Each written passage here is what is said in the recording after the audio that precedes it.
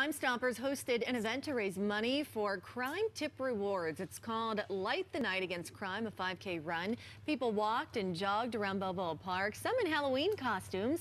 All kinds of things going on, including a costume contest and a haunted bus. Going well, guys. Good evening, everyone. Yes, the Sunset Market happens every Thursday night, but they're doing something special this evening. They're focusing on public safety, so you can still get the goodies and the grub. You see all the booths set up over there.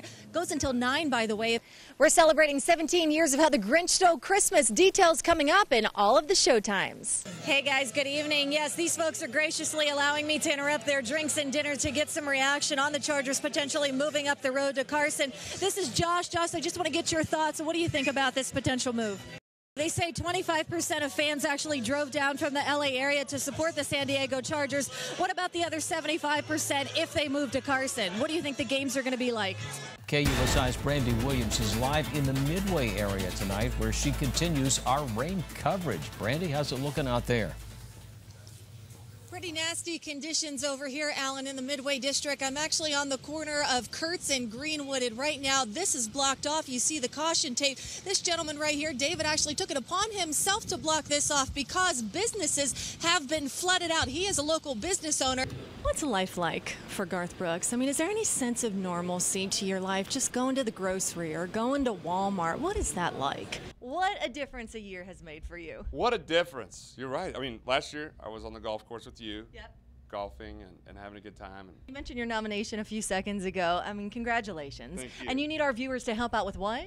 Oh, voteacm.com. How about that? See, I don't even know how I thought of that. I like that. Do you have a speech prepared?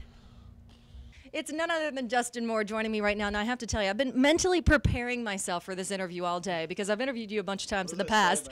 You always have an inappropriate story to share with me, so I don't know if it's going to be a vodka story or you running naked in a bar, or we've heard those ones. So what's happening this time around? I've been behaving. Hey, last night was really interesting. Oh, yes, I saw you. Yeah, we mentioned it a few moments ago. Country music fans were singing and dancing last night to their favorite songs.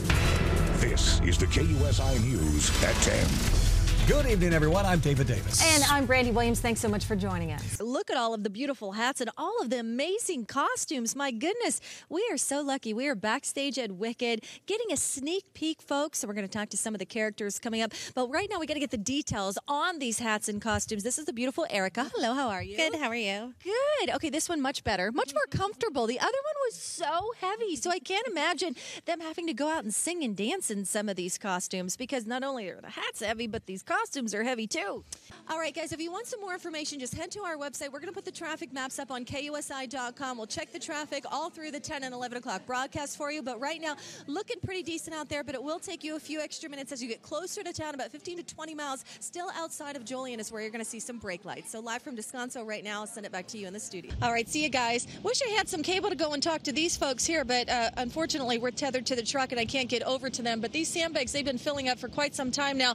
The Firehouse 21 is really close to us. They're handing out 10 bags per person, and the firefighters are actually coming down here with some shovels and helping these folks out. The most popular procedures promise long-lasting results, but is going under the knife the only way to find the fountain of youth? I sat down with 4 local doctors and talked about 4 popular procedures on the market today. Hey, good morning. Wait, what? There's something in my shirt?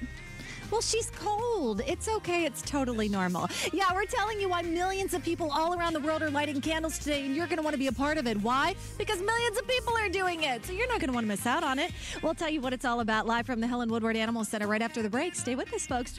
We will be right back.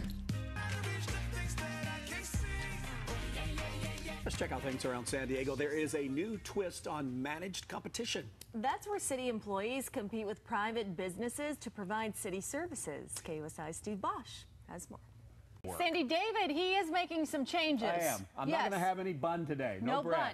Okay, yes. That's a start. But several patties to make up for it. Exactly. Gina Champion Kane is also going to join us. She's a local developer. She's been working on revamping the gas lamp corridor for the past 25 years. We'll talk about the changes and everything she has accomplished. Wow. There were big crowds hunting down those bargains on Black Friday, but shoppers didn't spend as much money this year. U.S. shoppers spend more than $9 billion at stores the day after Thanksgiving, but it was a 7% drop from last year. Still sounds like a lot of money.